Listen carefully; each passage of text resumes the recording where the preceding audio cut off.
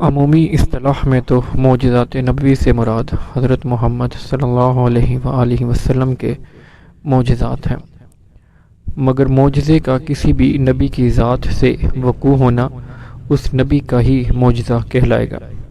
یعنی کسی بھی نبی کی ذات سے صادر ہونے والا ایسا کام جو دوسرے لوگوں کی عقل کو عاجز کر دے اور اس کا کوئی طور پیش نہ کیا جا سکے اور نہ اس کا کوئی جواب دیا جا سکے، معجزات انبیاء کہلائیں گے۔ معجزات نبی صلی اللہ علیہ وآلہ وسلم سے مراد صرف حضرت محمد صلی اللہ علیہ وآلہ وسلم کے معجزات ہیں۔ معجزات انبیاء کو کئی درجہ بندیوں میں تقسیم کر سکتے ہیں۔ علماء کرام کے مطابق قرآن کریم کی سورۃ القمر کی پہلی آیت میں نبی کریم صلی اللہ علیہ وآلہ وسلم کے معجزے کا ذکر موجود ہے، یعنی شق القمر کا۔ کفار کے مطالبے پر نبی کریم صلی اللہ علیہ وآلہ وسلم نے انگلی کے اشارے سے چاند کے 2 ٹکڑے کر دیے تھے۔ روایات کے مطابق معراج شریف کا سفر آپ صلی اللہ علیہ وآلہ وسلم کا ایک شاندار معجزہ ہے۔ آپ صلی اللہ علیہ وآلہ وسلم براق پر تشریف فرما ہوئے اور بیت المقدس پہنچے۔ وہاں سب انبیاء علیہ السلام کی امامت فرمائی، پھر 7 آسمانوں کی سیر اور اللہ تبارک و تعالی سے ملاقات کے بعد زمین پر تشریف لے آئے۔ لوگوں نے پوچھا، فلاں قافلہ جو مکہ اور بیت المقدس کے درمیان میں ہے کس جگہ تھا؟ آپ صلی اللہ علیہ وآلہ وسلم نے جو مقام بتایا، قافلے نے واپسی پر اسی رات کو اسی مقام پر قیام کی تصدیق کر دی۔ کھانے کو دو تو اس نے عرض کی، کچھ میسر ہوتا تو مانگنے کی نوبت نہ آتی۔ اس بکری کے بارے میں استفسار ہوا تو معبد نے کہا، اس میں دودھ کا کیا سوال، یہ تو چلنے کے قابل ہی نہیں کہ ریور کے ساتھ جاتی۔ آپ صلی اللہ علیہ وآلہ وسلم نے اس بکری کی کمر پر اپنا دست مبارک پھیرا اور اس خیمے کا سب سے بڑا برتن لا کر اس میں دودھ دھونا شروع کر دیا۔ مریل بکری جو چلنے سے قاصر تھی، دست نبوی صلی اللہ علیہ وآلہ وسلم کے معجزے کے باعث اس کے تھنوں سے نکلنے والے دودھ سے وہ سب سے بڑا برتن لبالب بھر گیا۔ غزوہ احزاب، جسے جنگ خندق بھی کہتے ہیں، اس جنگ سے قبل جب خندق کھودی جا رہی تھی تو ایک بہت بڑا اور سخت پتھر حائل ہو گیا۔ بہت زور لگایا گیا لیکن نہ ٹوٹا۔ تب آپ صلی اللہ علیہ وآلہ وسلم کو اطلاع کی گئی تو آپ صلی اللہ علیہ وآلہ وسلم تشریف لائے اور کدال سے ایک ضرب لگائی، چنگاریاں نکلی اور آپ صلی اللہ علیہ وآلہ وسلم نے فرمایا، روم فتح ہو گیا۔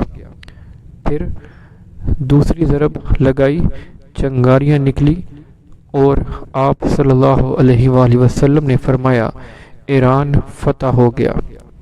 پھر تیسری ضرب لگائی اور چنگاریاں نکلی تو آپ صلی اللہ علیہ وآلہ وسلم نے فرمایا، خدا کی قسم، بحرین کے سرخ محلات میں اپنی آنکھوں سے دیکھ رہا ہوں۔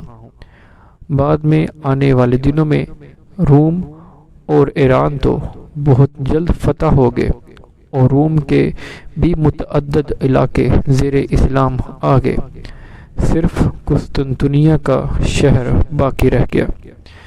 اس شہر کو فتح کرنے کے لیے اور نبی علیہ السلام کی پیشن گوئی پوری کرنے کے لیے کم و بیش 14 بادشاہوں نے لشکر کشی کی اور 800 سال بعد قسطنطنیہ کا یہ لشکر بھی اسلام کے زیر نگی آ گیا اور سچے نبی کی پیشن گوئی پوری ہو گئی۔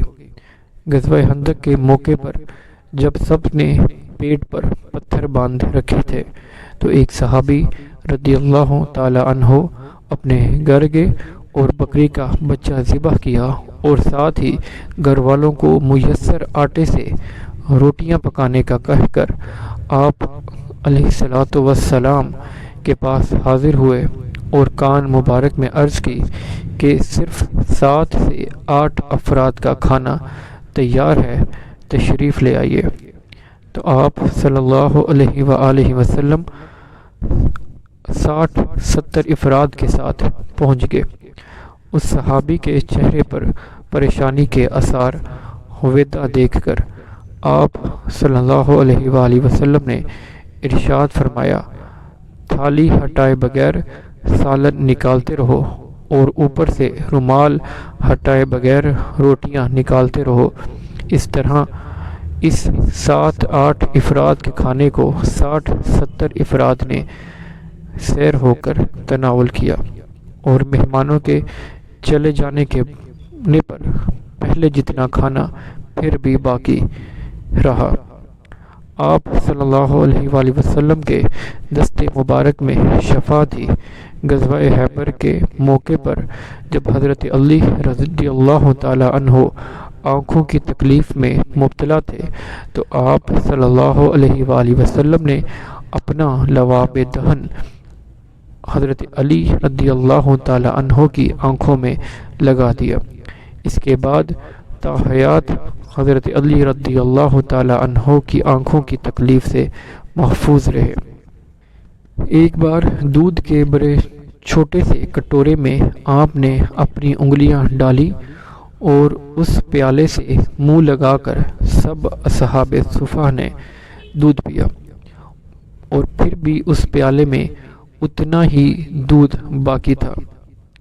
آپ صلی اللہ علیہ وآلہ وسلم نے خود فرمایا کہ ایک پتھر مجھے سلام کیا کرتا تھا۔ جانوروں کی زبان سمجھ لینا بھی آپ صلی اللہ علیہ وآلہ وسلم کا ایک معجزہ تھا۔ جب کچھ لوگ شرف ملاقات کے لیے حاضر خدمت ہوئے تو ان کے اونٹ نے اپنا سر لمبا کر کے تو قدمین شریفین پر رکھ دیا اور اپنی زبان میں ڈکارا۔